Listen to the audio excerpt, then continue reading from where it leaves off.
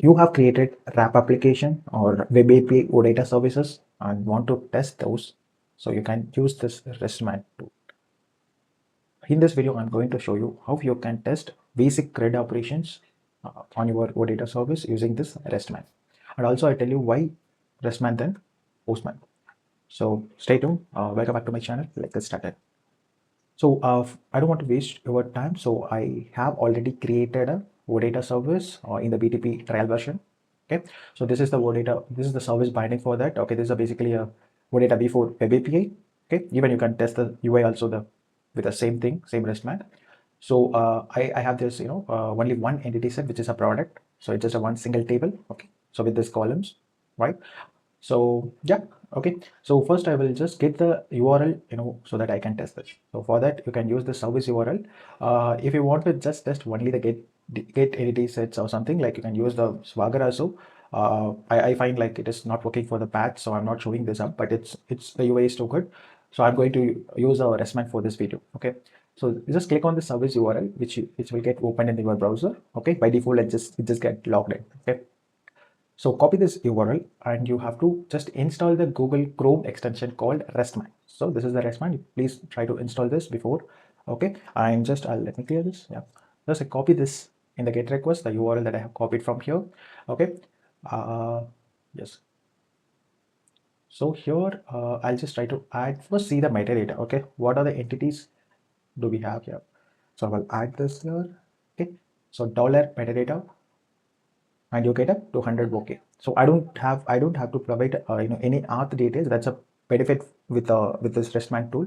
Okay, so you get this metadata, and if you see this metadata, so I have this product entity. It's a main entity here, and I have a key field product ID, okay, which is UID, and I have few other columns as well. So other types are like by the SAP. Okay, so I don't need to worry about those. So I can just only this product entity. Okay. So once I found this, so it's something like it's end with the type. You can copy this product. Okay, and what you have to do is you remove the metadata URI here and just use this product. So when you do this, it's something like a get list. Okay, it will returns all the records from the product entity table. Okay, so let me try hitting this. So status is 200, which seems fine, and you could see here you will hit. There are a couple of entries already I have created for this. So that has been shown here as a response. Perfect. So this is returns all the record. What if you want to get only the single record? Okay, so for that you need a key field. Okay, so this is the key field value. I copy this, so then go to this URL and use slash and just copy paste this key value. Just click on enter. So now I got only one single record. Perfect. So this seems very cool, right?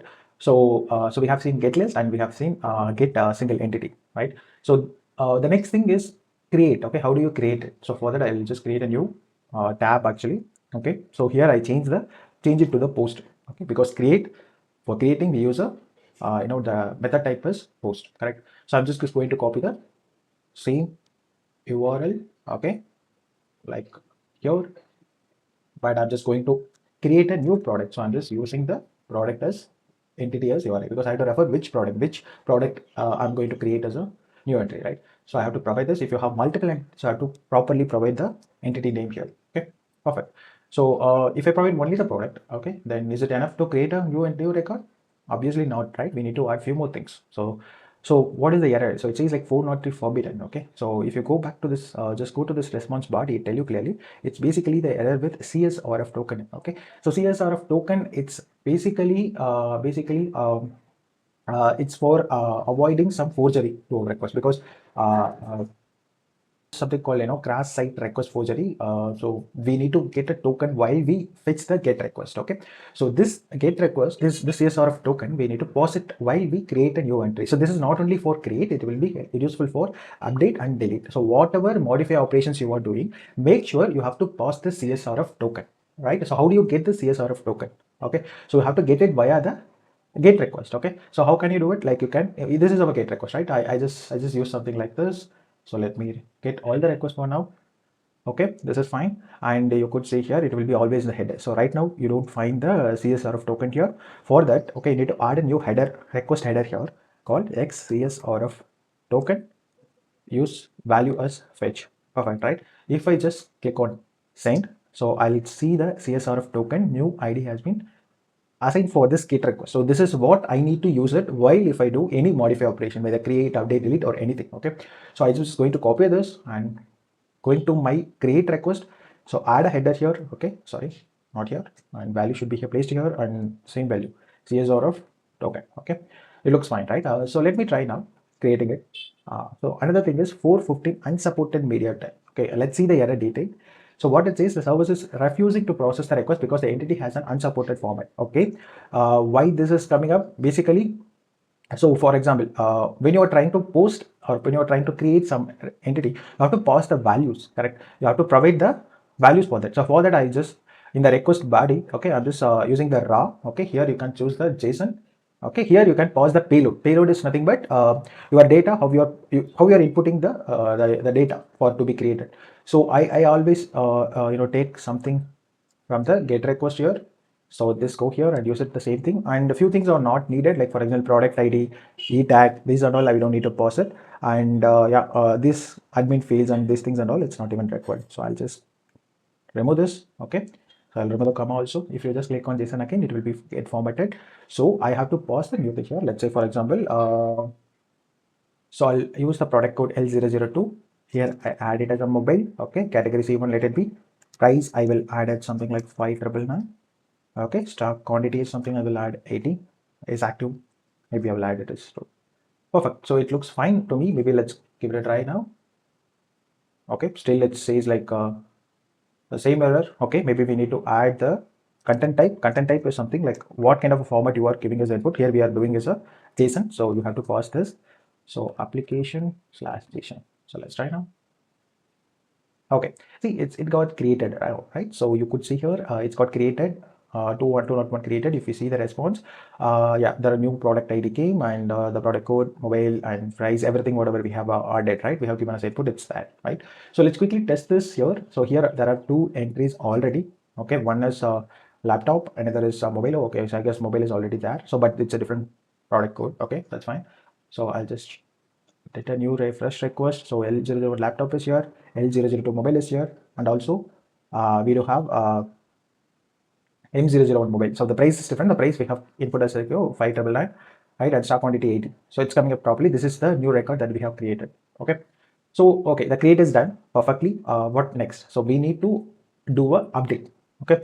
So for updating the record, we know there are two options. You can go with put or patch. So I would always recommend go with patch because it will just update only the record fields whatever we are providing input. Okay. If you use put, okay, it will be just basically the entire record will be replaced. Okay, if let's say you want to update only single field, just go with patch. That's more than enough. Always try to use a patch, which is a very good practice.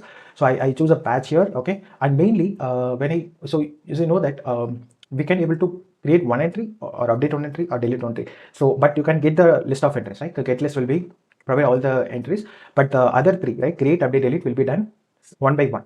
So for that I need to provide what record I am going to update. Okay, so I need to provide the UUID for that, the key field for that. So I go here, maybe I'll just take the old one. Okay, the old record of mobile. I'll just copy this. Maybe I will change the product name, just not to confuse it. So I'll just copy here. Okay, I put it here. Perfect. In the request body, you have to provide the product name. Okay, so let's change this two things. I'm just going to update. So what is the product name? M001. Okay, mobile, right? So I'll just put something else. T001. I'll just put a tablet here. Okay, so I don't need to change anything else. These two records I'm just going to update it. Okay, so yeah, I can use similarly the XCSRF token. It's really mandatory. If I don't pause it, then it will rise out CSRF token missing. For just try it out. So for nothing forbidden, what it says like CSRF token is missing. So for that I need to go and get it from the header. So copy this and okay, like CSRF token. Okay, perfect. Let's shoot it now. This is very important. 428 precondition record. Okay, if you see the exact error message, the data service request is required to be conditional. Try using if match header. Basically, when you are updating or deleting something, you have to make sure you are reading the latest version of the record. okay, because I'm just trying to update this particular record, right? So in the meanwhile, if someone modify this with different content, okay, I might not get the latest version of, right, what that was updated by someone else. So to avoid this problem, okay, OData service does not allow you until you provide the E tag value. That's why the E tag will be very, very helpful. Okay, so how do you get the E tag now? Okay, the E tag will be already should be available in the body actually. So this is your E tag value. So if you want to get the latest E tag values, you can get it from here. So for now, I'm just going to use as I'm going to update the particular record, I have to get the E tag value for the particular record. It could be different also, right? For different record. See here, you could see here this first record has a different E tag value than second record. So that's why each record will be having one E tag value, which says like when it was latest changes applied for the particular record. So I'm just going to get the E tag value for this record. I'm just going to update. Okay, so I'll just remove this, just add this now for now. Okay, if you go to the header, you will get a E tag already available here. You don't need to pass any header field for this. Just simply copy this. Okay, and go to your patch again, add a new header here. So if match, then you provide this directly. Perfect. Let's update it now. See, it got successful, 200. Okay. Let's see the data that was returned. Okay. Yeah, the product code and tablet has been updated to the particular record. Let's okay, let's first check the old one. So this is the old one. Let me give it a try now. Okay. Yeah, it was updated now. So the patch is fine, worked, right? So we have seen so far like get all, then post, and now patch. Right. The last one I'm going to show you is simple, very simple, deleting the record. Also, the deleting the record, you have to choose the method delete simply, and also which record you are going to delete it. This is very important. You have to mention it. Okay. And second thing, you need two things. Okay, access XCSR of token, which means you have access to delete it or not. Okay, or you are right person accessing this record. This will verify it. And if match is something like are you deleting the latest one? Meanwhile, if someone updated something, then it will also doesn't allow. Okay, make sure this, let's say if I'm deleting this this if match, and if I try to, okay, and this body we don't need anything, we can clear all. Okay, let's try deleting this. What it says, the precondition error will occur now. So you definitely need to pause the E tag. Okay, if the E tag is enabled for your services, of course. So add a value here, and if match. Perfect. Okay, let's delete it now. Yeah, perfect. It's got 204, no content, and you won't find anything here. Yeah, it seems fine. So what I'm going to do, I'm going to just check that directly from here. Okay, so give it a try. Yeah, 404 not found. Okay, it's not there, it got deleted already. Maybe let's check quickly the all the entries to see. Yes, and you could see here 1 and 2 records. So the third one was already deleted, right? Okay, so this is a very basic thing we have tested, like create, update, delete. Okay, for create you definitely need a XSCR of token, right? For update and delete, you definitely need XSCR of token, and E tag should be paused. So this XSCR of token is something you can get it via the get request. You have to pause like XSCR of token, and you have to provide this switch, right? And you will get it in the header level, right? And for E tag, it will come automatically in the response header. So you don't need to worry about it. So you will have something like, E tag here, where it is. Okay, this is delete, right? Okay, it's not coming up. I think that the data has been deleted, I guess. Okay, we are checking. Wait, sorry. Yeah, we are just using the get all actually. So you will get a E tag in the body. Okay, for each record. So this is the E tag value, right? Perfect. So okay, why then? Why we have to test the Restman? Is it mandatory? No, nothing like that.